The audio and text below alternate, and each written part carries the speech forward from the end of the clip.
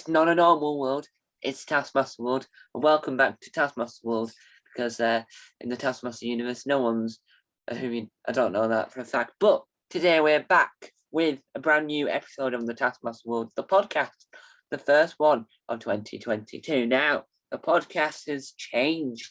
Woo! The rules are now different. I only now do an episode when I've got a guest, just because it didn't work out well when I reviewed every episode of Series 2 of NZ, because I coincidentally might run out the episodes because I want to interview the cast, but I might run out the episode. It's a whole hoo-ha. But today we're here with someone special.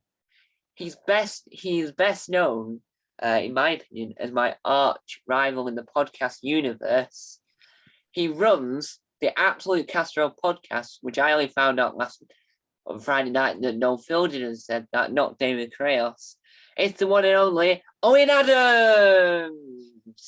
Hello, Tom. Thank you very much for having me on. It's I find it a compliment that you call me a rival for the podcast, because it means that we've both got really good ones, and it's good. It's just more Taskmaster content, isn't it? Yeah.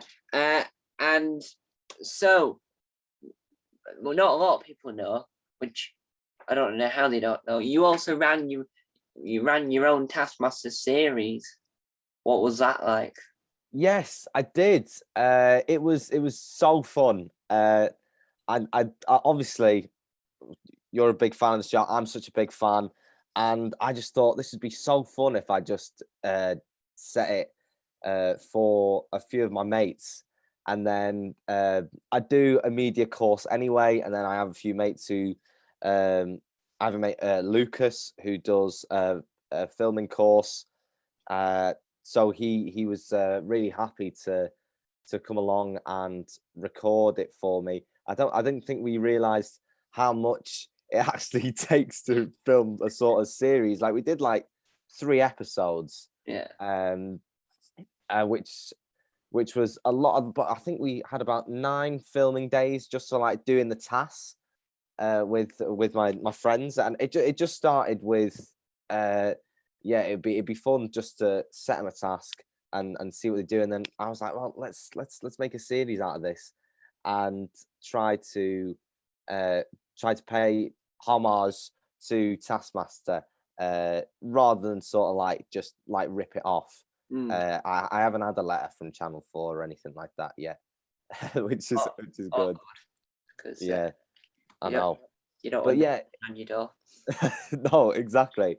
I know. I'm surprised that Ed Gamble hasn't messaged us about the success of our podcast. You know what I mean? Well, I'm very open and transparent about how I've stolen it from them. I say every time that this is stolen. If he is listening, which he's got too much free time if he is, he knows that I've stolen this from him. So with having your own Taskmaster series, I found this series in a very odd way. Now, on this channel, which viewers will know, I do every so often I do a compilation of fan-made versions, put together clips and bits. And when I was doing the one research for my second one, I found so many I had to make different playlists for my 4th version and my third and 4th version, which you will be in. You'll have a clip within this compilation. And then I found you had a podcast. I thought, wow, just wow. Thank you very much. Thank you. It's it is dedication, and but I was very proud of that series. Just because obviously it wasn't just me. It was the people who I had on it, which is Ben, Daisy, Jamie, Kate, and McAvoy, and then of course my Taskmaster James West, who just like dove into it head first. Most of them hadn't watched Taskmaster before going on. They had no idea what they were up to. So for them to say yes to going and doing mad stuff and basically handing their dignity to me and hoping that I edit them really well. Like some of the funniest moments of my life happened filming that series. I don't want to give too much away if people want to, want to see it. I've never like released anything about the winner or anything like that. But there's a moment in the second episode, which I got from a task from season 8, where it's you have to find the pink ladies. So I had them all. I had them all set out, and then if you find the egg, you're disqualified. It's I might as well just spoil it because you wouldn't understand it. So Kate found the egg. She had such a good technique with like shaking like the table and like listening to the movement of the cups, and then she sort of heard like the egg clinking against the cup, and then for some reason she just went, "Oh, screw this! I'm gonna just lift the cup up," and then found the egg, and we actually filmed it in a school, which we were I was very happy that they gave me permission to film on the premises, but the one thing was just like, because going to places where the logo isn't in the back, just because I know what you're doing, but because it's it's unscripted, anything can happen.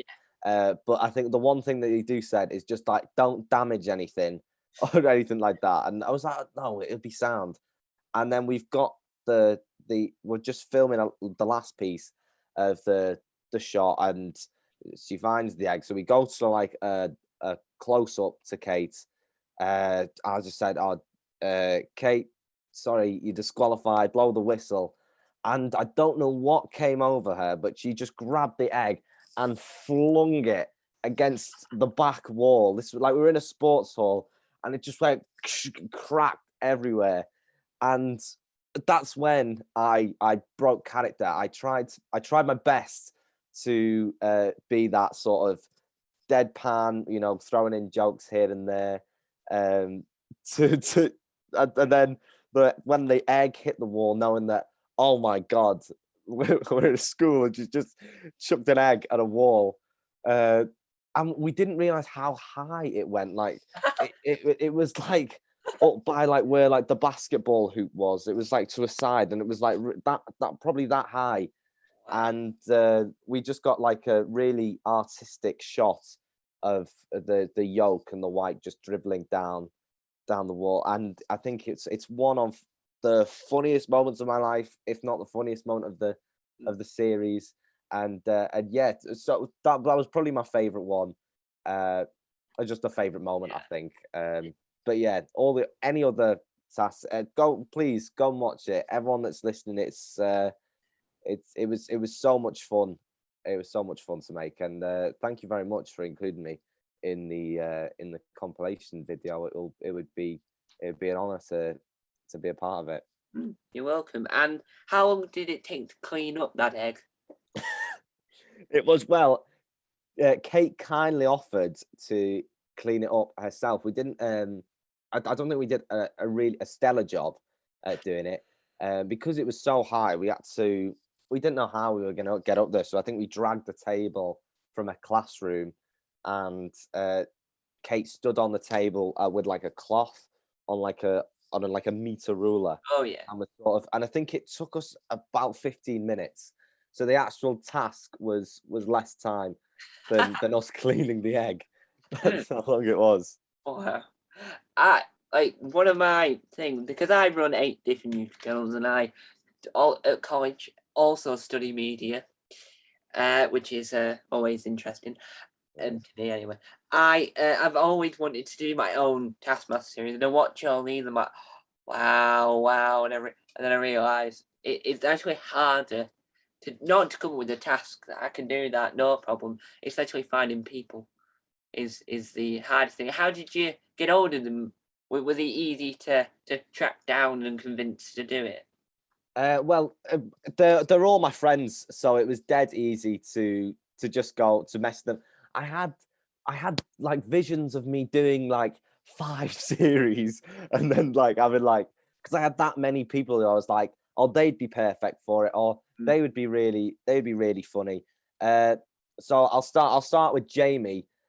Jamie's like my best mate, and I was originally going to give him the Taskmaster role, but we were a presenting duo, so we started off on like local radio. It was called WA12 Radio, so we had our own like radio show when we were like 16, I think, going on. I think we had it for about 2 years. So we presented like dance shows and like charity gigs together, and so it's always been a partnership when we were presenting. And then I'm thinking with Greg and Alex, even though Alex is the one, it's his show, and he's the one, like Greg is the most powerful one. Do you know what I mean? He's got the final say. Lord Greg.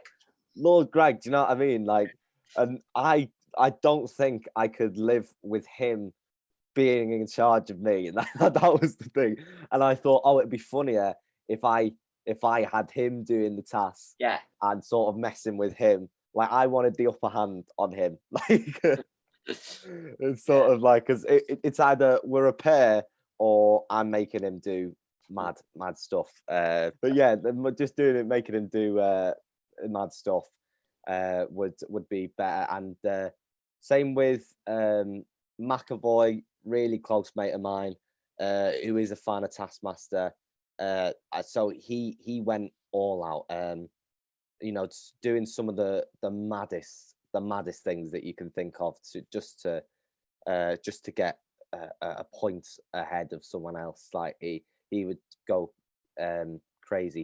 He did a Romesh in the Tia's task. Oh yeah.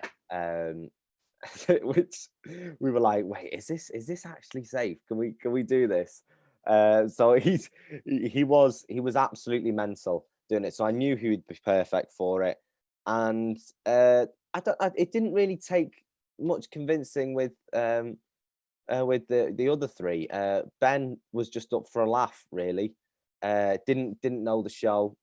Same with Daisy, didn't watch the show, but super competitive. In January, like I released the series in August, but the idea, and I got everyone together in January, which is mental to think that it was like 8 months from getting together and then producing the actual show and then getting it out there. Like it was a lot of effort, and like it's mad. I know it seems like it's like less than 3 hours if to watch all the episodes, but the actual time that went into it was just crazy. And yeah, all 5 were very up for doing it, and I'm very grateful for all of them for taking part. And when I was doing my research, and you type in homemade Taskmaster, fan-made Taskmaster into the keyword search when you want to find other version. And I was thinking that because I'm very good at being Alex and I'm very good at being Greg at the same time, and we all I know from experience. If I ever make my own series, which if I can find 5 people or 4. We'll get onto that later on. I'll probably beat Greg and Alex at once because I'm a powerhouse. Right, yeah.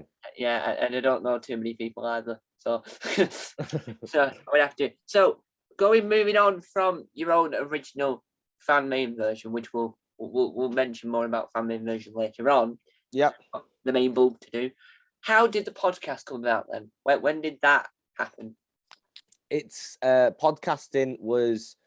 I was always interested in getting one, and because I like the idea of basically having no time limit, just sitting down, a relaxed atmosphere, which is very different from radio, which like I said, the J&L show, we had times to hit.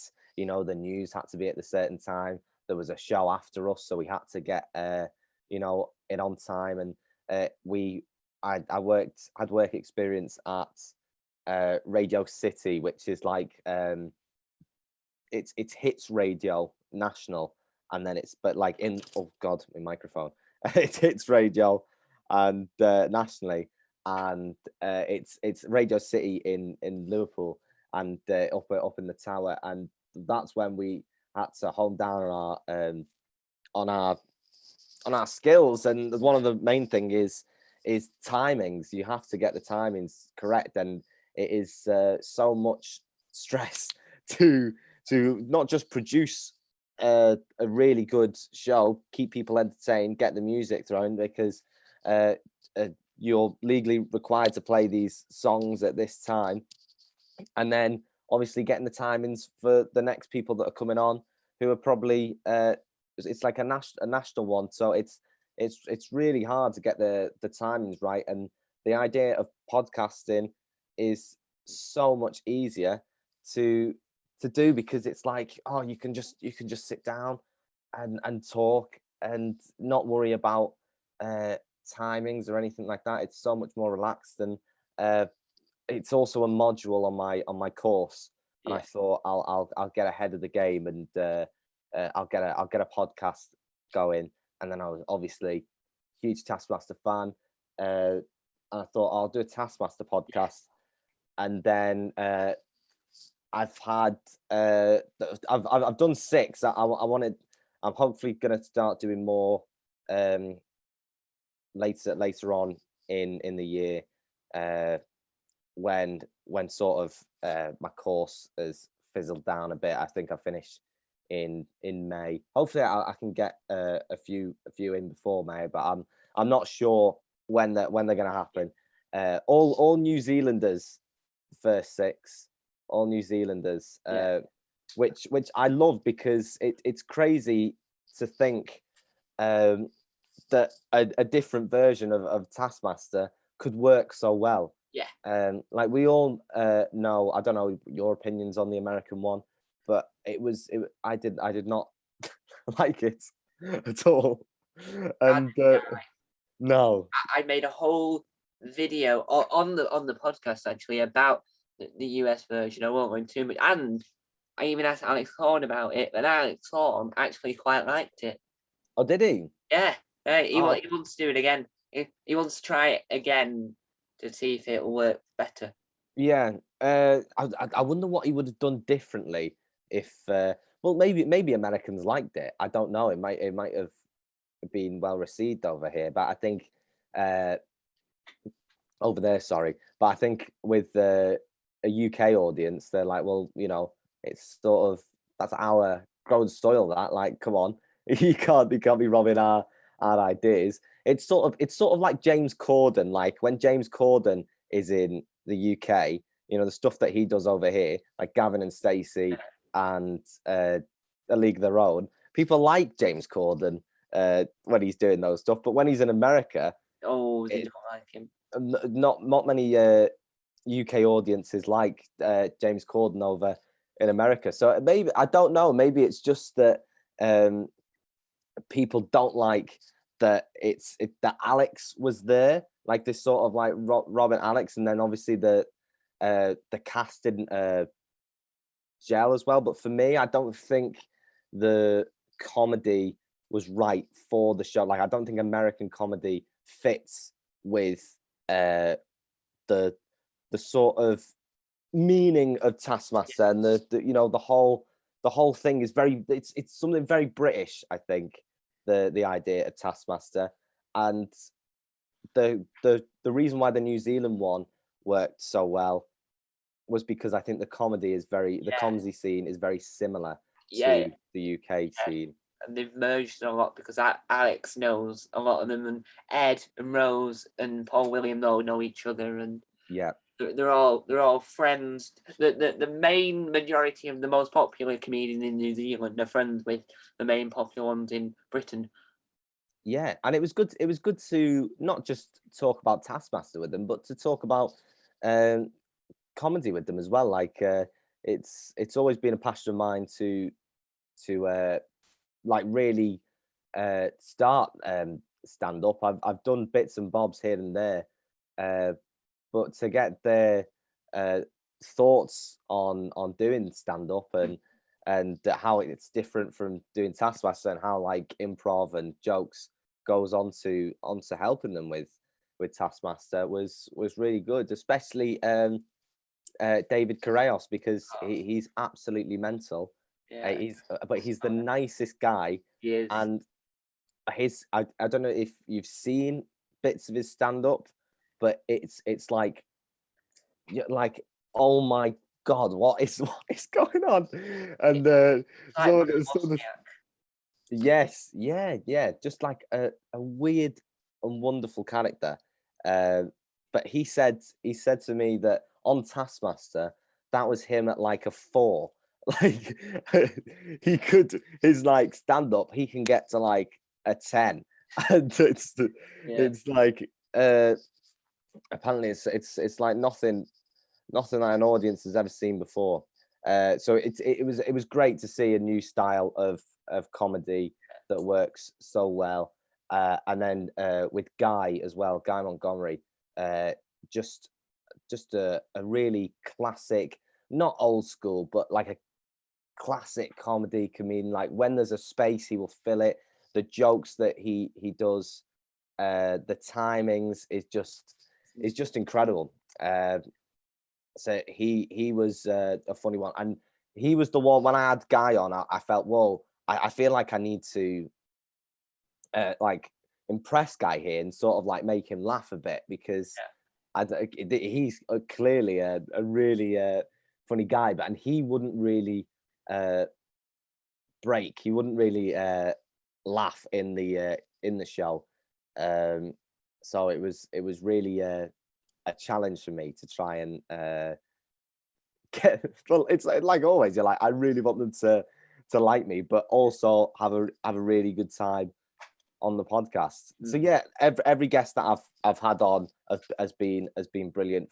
So it was Matt Heath, Laura Daniel, David Correos, Guy Montgomery, Brinley Stent from the first season, and then Lee Hart as well. And all 6 have been just brilliant guests, and I'd love to have some more. I'd love to have some UK ones as well. That would be good. Not reached out yet, but we'll see. Well, when I had found out that you had interviewed the amount of people you had interviewed, I was like, David, brilliant, and that, like when I found this podcast, I was like, right, let's see what I've got to compete, and then it turns out you had interviewed Matt Heath, and the list has gone on to where my list had like finished. Your list had gone on. I'm thinking, I'm never going to get this far. And I literally, out of the people, there's a lot of people that you've interviewed that I would love to interview myself if any of them would reply to anything.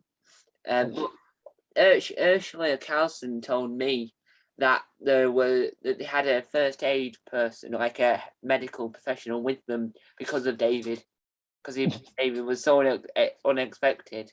He needed medical people for him, but it turned out she's the one that needed the medical help in the end. And so moving away from the podcast, so you're a fan of Taskmaster. We'll get on to talk about Denmark Series 1 Episode 1 in a moment, but just before we get there, right, what is or who is your favourite contestant from the UK? That's a very good question. I have thought about this a lot, and I think I don't want to go generic. So I don't want to go generic, because I think a lot of people, especially from last year, I think most people's favorite would be Mike Wozniak, just because of the mystery behind him, and it's and he's come up with some of the most iconic Taskmaster moments and quotes of all time. But he's my second. I'm teasing you here, but for me, my favorite Taskmaster contestant has got to be Mel Gedroich. Wow, that is I think, well out there. Yeah, I think she's fabulous. Honestly, I want to meet her so bad. I just want to, I don't know, go to a play with her or something like that, and then go for a drink after. Find out where she lives. Get her address. Hunt her down. I know.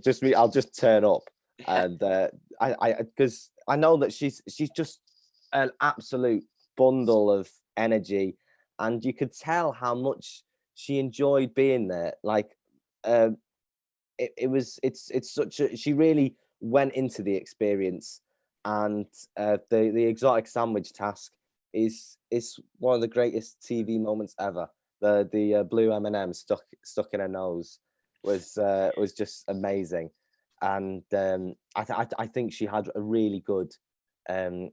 really good run. Just that season in general, season 4, is I could watch time and time again. So that's probably my favorite season as well, which and Mel was just the icing on the cake. She was brilliant. Yeah, and with Taskmaster growing, because I never expected those ones growing around the world. You can't say New Zealand as this answer because I know the answer would be New Zealand. But what's your favourite international version that isn't New Zealand? I think I've seen. I think there's a clip. Like, don't get me wrong, I haven't watched all like a full series of other than the New Zealand and the UK, and yeah, I didn't even watch the full series of the American one. I couldn't get through it. But is it Taskmaster? Oh God, I can't believe I'm not going to get this. Is it the Finland one, or like there's The Finnish one was on the Taskmaster YouTube channel for a short period of time, and then they removed it. I think so. I think it's if it must be the one where they do a blinking task, and this fella does it for like 2 hours. Like, he doesn't blink for like 2 hours. I think it's the Finnish one. I'm that not is- not 100% sure because nearly every version so far has done a blinking related task. yeah. So it's this is,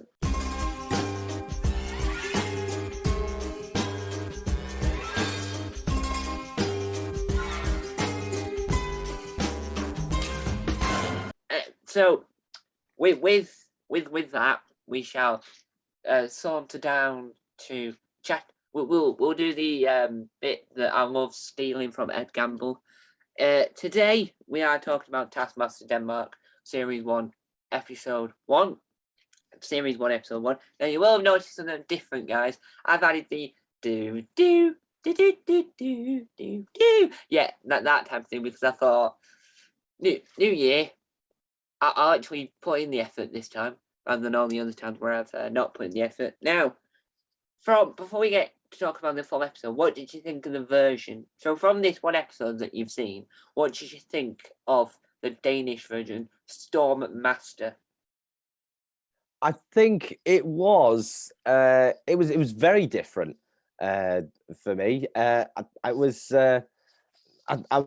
watching it and then thinking like it was almost like it was like a fan made one. I thought I was thinking this is like very similar to like my setup. It was it was weird, but yeah, it was no, it was funny, and I think it's competitive, and which is always good. Yeah. And I just think that the Taskmaster let a lot of things slide, which I was like, oh my God, that would not happen in the UK one, Yeah. which is bad because I'm always gonna be comparing back to the UK. But yeah, so far it was a really good episode, the first one, as we're going to get into, and yeah, I'm looking forward to getting into it and definitely watching the rest of the series. Yeah, and one thing that, because I've seen multiple episodes, the one thing that I've always wanted to mention but never had the right platform to mention it, but is it just me or does the audience look like they're in a church? Yes, I was thinking that. It looked like a church or like a massive scout hut that they rented out, I think. It's because it's like they're all in like a master. It's like every other version has an audience. Well, when you see the audience, has an audience in a UK sort of way. But Denmark just thinks, no, we'll remind everyone about going to church. We'll say, well, you're at church now. And it is interesting. Now, the prize task is a little bit different on this version. Yeah, I was wondering about that because I Yeah. was like, what is going on here? it just went to the first task. I was like, right, okay. Well, there's only one prize task, which was to bring in a personal possession, and we're not going to pronounce any of the names of the contestants because we'll be. It's very hard to do when I don't know how to pronounce it. Apart from one of them, because one of them's Christina, which is an English name that's easy to pronounce. But Nikolaj, I'll attempt, brought in his wedding ring. What do you think about the idea of contestants thinking wedding rings? I like it. I think it's going all out straight away. Very much like Joe Wilkinson when he brought his marriage certificate in. And I think Romesh was pretty hardcore on the prize tasks as well. I remember him. Didn't he put his Yes, he was the first person out of any version to put his wedding ring forward. That's a chain reaction. Yeah, and I like that actually. It just shows commitment. It's like it has to be rewarded very highly, because obviously I don't think Nikolaj's wife would be very happy to be giving his wedding ring away. You could see throughout this episode how more and more and more worried he is that he's never going to get this wedding ring. But I quite liked in this version how they had it on a podium in the corner of the room. So I just pointed to it, and it was on like a mini stick, and it was like all right, oh, and it looked amazing.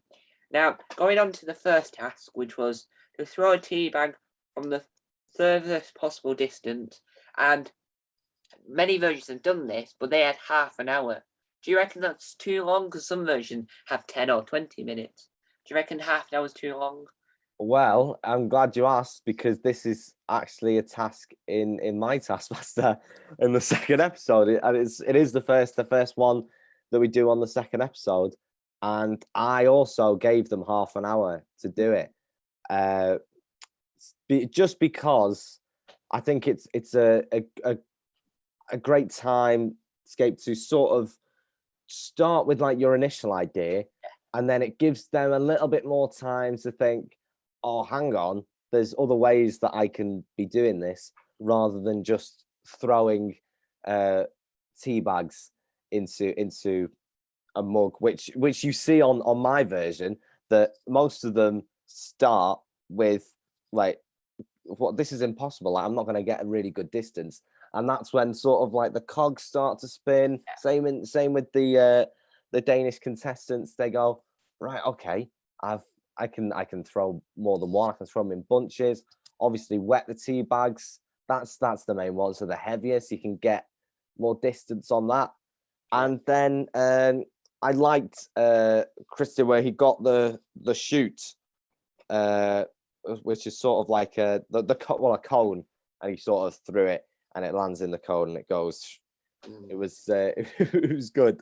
And so I like it. It seems like a simple task. This is why I love this task. It seems simple. Oh, you're throwing a tea bag in someone. Simple task. Furthest distance wins. But that's what it is on paper. But the ideas that you can get from it, and sort of like the way around that you can go, is brilliant. That's why this task is such a staple in Taskmaster, and I see why other versions would do it, because you can go anywhere with it, I think. And what was your thoughts on the house? Because because the house seemed a lot more like darker than the UK. What's your thoughts on the Taskmaster house? Yeah, it seems like they just found this house like in the back of a race course. I thought it was like near a race course. Yeah, it was darker. I like the main room that they do. Not really much in the garden. Like, I think it would be really good if they started adding like staples from the UK version, like how they have a caravan, a cow. It's a dome now, isn't it? But it used to be like the statue. It used to be Ollie the statue, didn't it? So it's just little, or like a shed. Little bits like that really make the Taskmaster. It adds to the house. It's like, all right, it's not just a house that they're doing it. They've got all these mad stuff. Yeah, and obviously they've got the painting of the Taskmaster in the back, but I think it needs more. I think it needs to be pumped with just random stuff, like my room here. Like there's a duck here, and there's a piggy bank. Like a laughing face there, like just mad little touches that don't really mean anything to anyone, but like Taskmaster nerds like us, it really adds to the experience. Yeah, and jumping forward a small bit, because I recently, not so long ago, watched the Christmas special for Stormester, and I probably mispronounced that horrifically, but they had Series 5 had happened, but they brought back the contestants for Series 4 to win a marshmallowed head of the Taskmaster that was Right. edible, that they were all eating at the end. Okay. Would you want to see Greg's head in marshmallow? I would like to see Greg's head in any form. The marshmallow form would be amazing. Any sort of, if it's chocolate, I'd like a chocolate one, a marshmallow one, and then melt the chocolate one onto the marshmallow one. That would be great. Yeah, I think that's a good idea. But like with the New Year's special, they have the eyebrows, don't they? They have the eyebrows. So if they were edible, they could be chocolate, and then the head would be marshmallow. I think that's a good idea, actually. Yeah. And with the first contestant, or the first one in my notes, because I take extensive notes, Christina got multiple mugs. Would you class that as cheating, getting multiple mugs? No, I think that's fine. Me, I think the task just says a mug, isn't it? Throw a tea bag into a mug. And I think it's a red herring when they give you one mug, and that's when you go, right, it's got to be this one then. I think that's again how you can play on it and sort of worm your way around into getting more mugs. I like that. Yeah, and as you said earlier, she got the traffic cone. Now, I think the traffic cone was a little bit too big to fit in a mug, so I'm quite surprised that it went in. I was quite surprised. She got it in from 12.80 meters, which is very much a long distance. God, yeah. And if you were doing this task yourself, how would you go about doing it? I think my initial thought would be that that distance would be better height wise than lengthwise, which is ridiculous. So I would be definitely going like up high, out the window, like clinging onto the roof. I know you can't go on the roof at the Taskmaster house. I think that's like one of the rules that you actually can't do. But I definitely would. And then I don't know because if I'm under pressure, maybe I'm not wetting the tea bags or making a shoot. I like the shoots. How you can sort of like a massive backdrop and then it goes down like a little funnel. If I hope I would be switched on enough to work that out. And what I would do is, because it turns out, because what it seems that you can ask Alex to do anything, I would ask Alex to hire me a helicopter and just fly with a helicopter, open the door, try and just like work out where the mug is, and then trying to land it in, and hopefully it would go in. Yeah, see, that's where you need more than half an hour. That's where you need it. Yeah, and I liked when what's the guy's name who went to the amusement park? Ruben. Is it Ruben? Yeah, Ruben. Yeah, it is. Apologies, I watched it last week. Ruben. First of all, I think he just wanted to go to an amusement park. I think he was looking for an excuse to go, and he went, "Oh, okay, this task. Let's just go to the amusement park." I think I don't think like he has any kids, and he's like, "I really want to go to it." So there's no like, I haven't got an excuse, and that's when he went, right. That's where we're going. But that's when he obviously it wasn't working when he was just chucking it. It wouldn't land. And I like when he got the Taskmaster assistant involved to catch it in his mug, which was similar to my one where Daisy made me catch it in the mug. Yeah. And I'm a bit like Alex, where Alex sort of is more up for helping the ladies on the show rather than help the guys. He always has said that. He goes, I feel like I need to help them out. So when Daisy was like, "You're catching it," I was like, "Okay, I'll do it."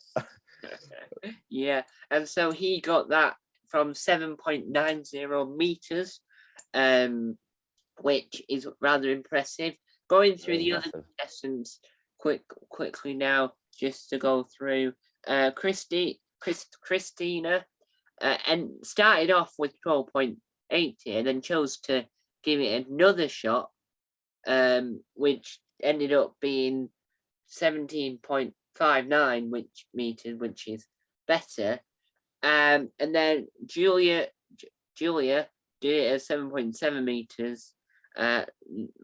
Leah, I think that's how you pronounce it, used a staggering 123 tea bags.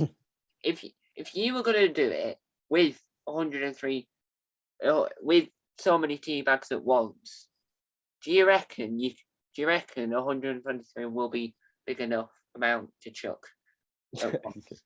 Yeah, all at once. I'd be like, and then fling them. That would be. Or if I could find a big enough spoon to get them all on and sort of catapult them.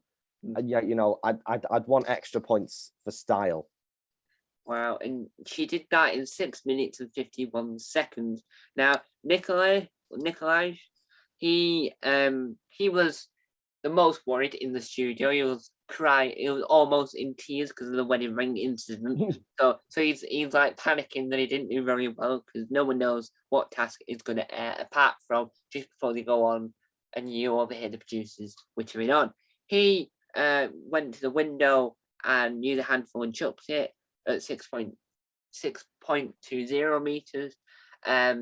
I think the window's a good idea, but sometimes not every window has a open out window. Yeah. Would it be hard to do with one of those mini windows, the one at the top where you have to try and you can't even squeeze your hand through? Oh God, yeah. That would be terrible. I'd have to scrap the whole idea, or I'd have to break the window. I'd have to smash it. I don't like that's like I think with most contestants, they don't have no care for the Taskmaster house whatsoever.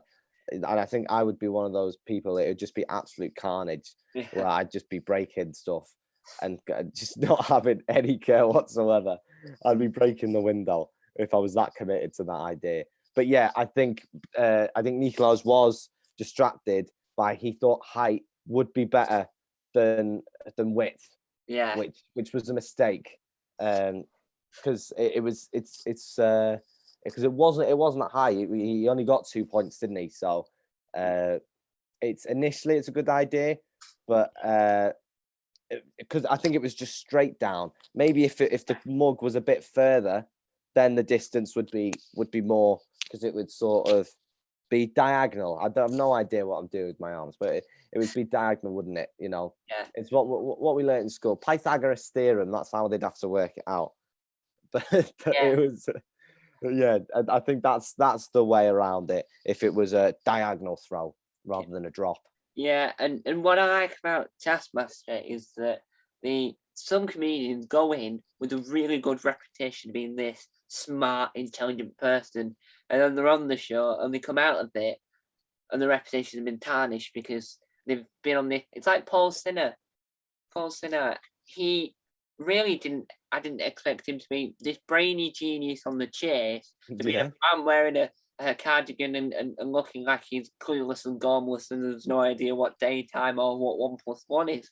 And it's that type of thing that makes this version really good as well, because you don't, because with New Zealand I didn't know any of them before that. They all seem intelligent to me, but then when you watch it you think, wow, guys gone to that much level to do that, and I can't believe he's doing it in front of his brother. It's like, why would you want to see your brother get undressed up a tree? It's that type of thing. And so we move on to task number 2. Because I think this task has got to be. I don't remember it ever being the UK version, but that might be my own fault of misremembering. But first to sneeze wins. Your time starts now.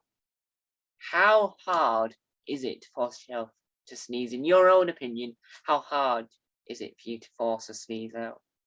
To force a sneeze would be incredibly hard. Like I can only do it when I've probably got a ruffle of a cold. I can easily just produce a sneeze. If it was a fart, I'm like Sarah Kendall. I've always got one on the go. But with a sneeze, this task would be the worst one for me. And it was in the UK one. I think it's in season 5. With I think Bob Mortimer and Mark Watson. I think Mark Watson, it took him like 48 hours, and he had to send a video of him sneezing. But he got 4 points because the others couldn't do it. And I think that's where it always comes in, like, just finish the task, even if it took me hours or to produce a sneeze. I'd be getting points because some of them will just give up after a few seconds, which I think was rewarded on this one, which obviously I disagree with, because obviously Julia did not sneeze, and that should not be allowed on any version. And like, I think he definitely needs to be tougher on the contestants. I think he should have had a stern talk to, like Jeremy Wells did with Greg, with telling him off for being too nice. Yes. But we get with Christina, she tried to use paper after she gave up, and then the test was just over. She literally just gave up. Is that acceptable? Would you accept that to air? Would you put that to air where a contestant gives up? I think it all depends on what the others do, isn't it? It's if you get a good moment, and then I often think that if they got like one sneeze, I think it's worth putting it on the show. But if they all gave up, I think, right, okay, that's where you need to scrap it. Or even if someone just does like the maddest stuff to try and make them sneeze, like the sniffing of the pepper and stuff like that. That's crazy stuff. Like, I probably would try that, just to sneeze. But I also think that when someone does something outrageous in a task and then the others do like a mediocre response to it, I think sometimes the producers have no choice, but we've got to put this on the show. Similar to the one in the first season of New Zealand Taskmaster, there was one where it was like, make this mum proud. Yeah. And Lee was telling me that they were going to scrap it, but then Angela did the most horrific birth sequence with Paul, but it was so mental that they had to put it on the show. They had to put it on the show, even though like the others didn't do anything really that was that funny. That I know it's harsh, but it wasn't like anything that could be broadcastable as entertaining. I'm pretty sure Brinley just ran. I'm pretty sure she just ran, and you do panic. But then I think with those sort of moments, the producers has no other choice to put it on the show. And Paul Williams told me that it airs at 8:30. So he's got no clue when the watershed is, when it ends over there. But it airs at 8:30, and children are watching this, and picturing that, and then picturing children watching it, just horrific. But interesting that a fact. We'll just scooch over to New Zealand for a brief moment, because I would like to tell my viewers. But after I had finished the call with Paul Williams, I was that weekend going to be filming my second ever sitcom because for my Tom's Comedy Club YouTube channel, and I was not clue what to do for the theme tune, and so I just thought at the moment in time, I said to him, "Can I use one of your songs as a theme tune?" And he went, "Yeah," and that has got to be the craziest thing anyone's ever said to me. And so I got to use one of his official songs with no copyright involved because I got a yes from the Williams himself, Yeah. which is quite mad. But in this task, the assistant at one point, I can't remember who it was because I don't think I wrote that bit down. But oh yeah, it's Mark. Here it is. It was Nikolai. I could totally make Mark sneeze because he was trying to do all this to make himself sneeze, and Mark doing a chew. And would you class that as a? Would you give him the points for Mark sneezing? No, I would be very Greg-esque, and the power would go to my head, and I would be disqualifying people for worming the way around it. I don't know why he's not disqualifying people. I think he's just like, everyone's gonna get points on every task, which I find is crazy. Yeah. But yeah, I definitely would have disqualified him. Yeah, and with the task itself, I think that feathers that theoretically make you sneeze more don't actually help. Do you reckon a feather would make you sneeze? No, I don't think it would. I think it would just annoy me more than anything. just like this annoying thing in my face. I don't know. I've got like a weird breathing technique if I want to force that sneeze, because when it's like it's coming on, you can feel it. You go, right, okay, this is going. So I'd start probably just blowing out of my nose. That's how I would force it out.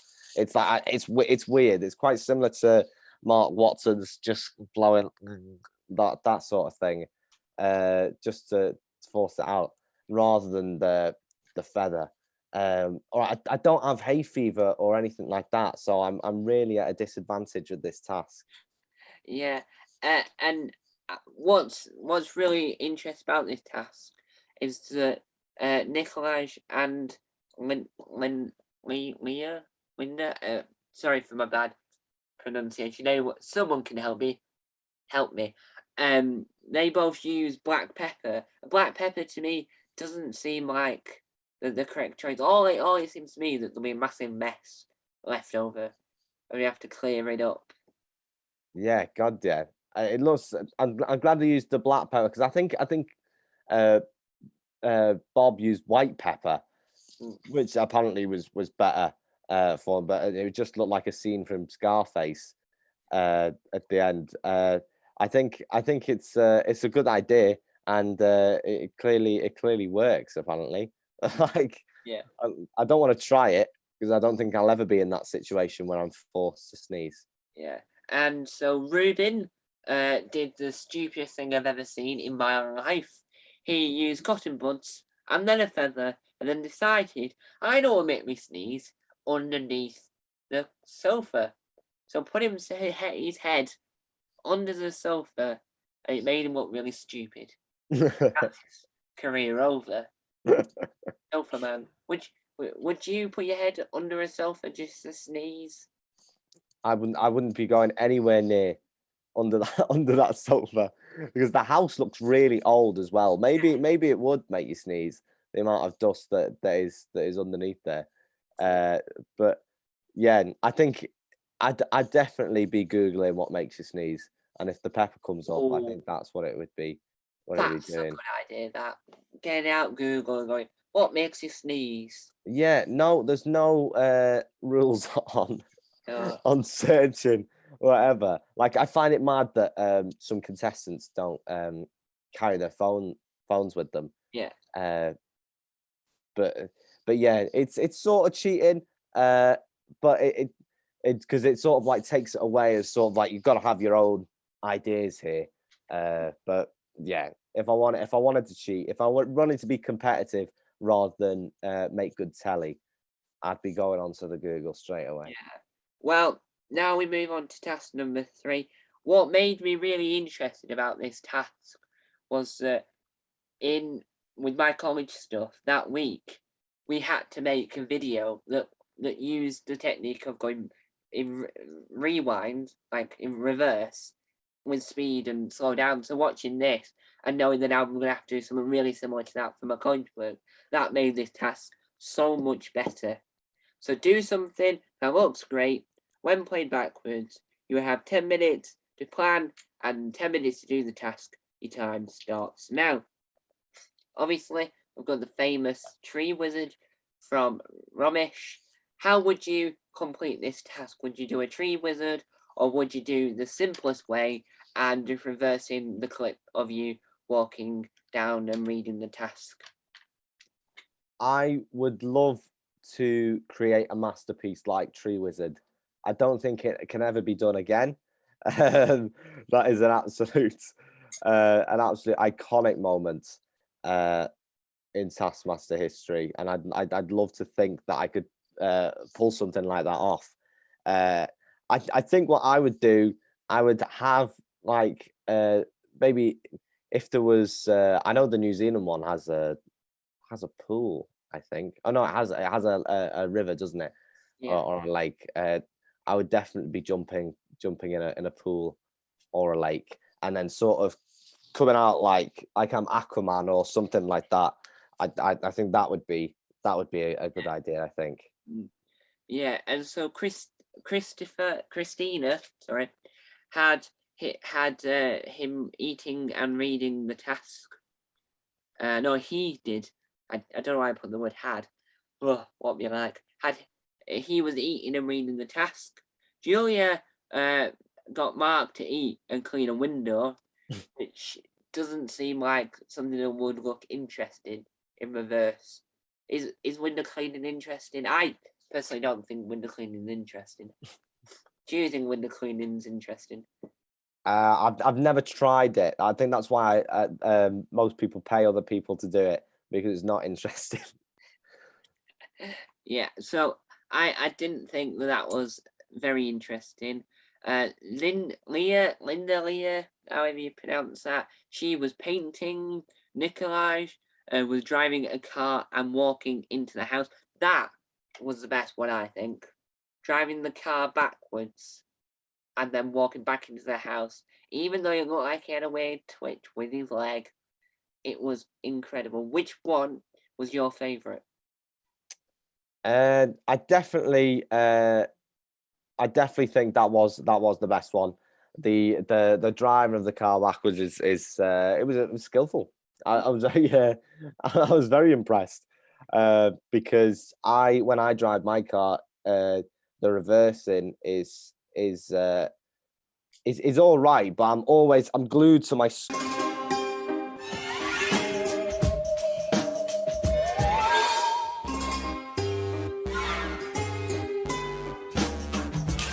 Hi, it's interviewing Tom in the middle of the interview.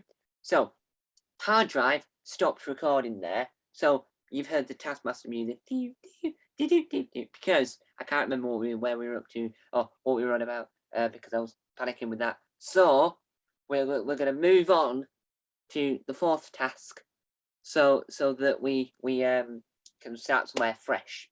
So I do apologise that that's happened, but luckily it's not my camera freezing or my voice going funky time. So let's get on to task number 4. Place the 3 yoga balls onto the yoga mat on the hilltop. What was your thoughts when this task was being read out? Yeah, another classic task. I love it because I would absolutely panic on this one. It's physical comedy at its best, I think. This task, and of course, you've got your way around it of getting the mat from the hill and bringing it down instead of pushing all three balls up the hill. Yeah, I love this task. and it definitely started the revolution of people making their own interpretation of the task. Yeah. I think Richard Osman started. Started the let's see what this task actually means. You know, let's get Susie Dent in. Let's see what she says about the wording of the task, and we'll have to see. I think that's what this task is such a staple in the world of Taskmaster. Yeah, and it'd be really funny if Susie Dent was actually on Taskmaster. Mm. That'd be really interesting. Get her on the New Year's tree. Yeah, again, another like you said before about those people who seem have a really smart persona, and obviously, you know, they have geniuses that has went on Taskmaster. Yeah. Like you said, Paul Sinha, Victoria Coren Mitchell, David Baddiel as well. I think he's one of the smartest comedians out there, best person to explain anything. And I was like, this guy is a genius. And then I remember him on Taskmaster in his pants doing a water feature with Alex in the bathtub. I'm going, how is that the same person? So it's completely different. Yeah, she would be great on it. Yeah. Now, with this task, we had the obvious ones, gaffer taping or duct taping the actual balls together. We had the woman asking, which I can't remember which one. I think we had Ruben asking a woman called Sylvia to help her. Now, with Ruben's attempt, it sort of annoyed me. Why would you book a taxi and then get another woman to help and never use that taxi? Yeah, he's absolutely mental. I like Ruben. I think he's my standout star so far. I think just because where his mind goes when he's given the task. I think he's very, very creative and very unpredictable, which makes a really good Taskmaster contestant. Yeah, and it's an interesting task because in not New Zealand, it's in Denmark, the hills are a little bit different, and so it's like that hill looked more steeper than the UK hill did. Richard Osman's a tall man, but Yeah, he would still be out of breath going up that hill. I know. You could think Richard Osman would just like be able to place them from the bottom. He's that tall. Like a giraffe. There you go. Yeah. Yeah. Imagine if it was in Holland. Holland is basically all hills. Do you know what I mean? If it was a Taskmaster Holland or a Taskmaster Netherlands, whatever the official name is for it.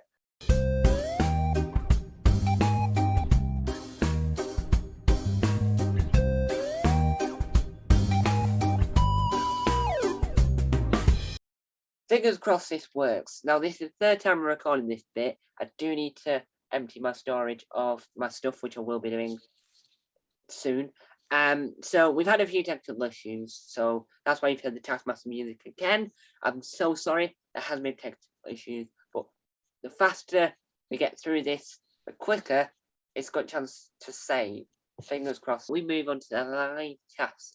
Now, sorry if this does seem really rushed and quick. It's just because I want to make sure this saves, so we wouldn't have a good. That's why we briefly mentioned these tasks. Now, with the live task, inflate the largest balloon whilst blindfolded. They all did it at once. Not being able to see made it harder for them. Now, I think it was Ruben that accidentally bumped into the audience and almost fell off the stage. What would you have done in this live task? I'm absolutely terrible at blowing up balloons. I would not be very good at this one at all. This would be my worst nightmare. This is there's loads of things that I'm not very good at. Loads of very domesticated things. Ironing, I'm terrible. If there was ever an ironing task, I'd be awful. And clicking as well, can't do it. Blowing up a balloon, can't do it. Whistle, not so much. I can't do it. It doesn't sound. It's not a great whistle. So anything to do with that, I'm not very good. Yeah. I'm not very good at blowing a balloon up either. I can't blow a balloon up to save my life. I would have to use a balloon pump. And so with that, the winner of the episode was Ruben. Do you reckon Ruben deserved the win?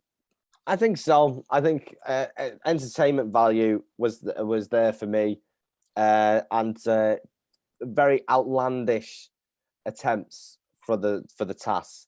I like where his mind goes when doing the task. So I'm looking forward to see what he does further on in the series, and if it's that much commitment, I think he's on track to take the head home. I think. Will you be continuing watching the series?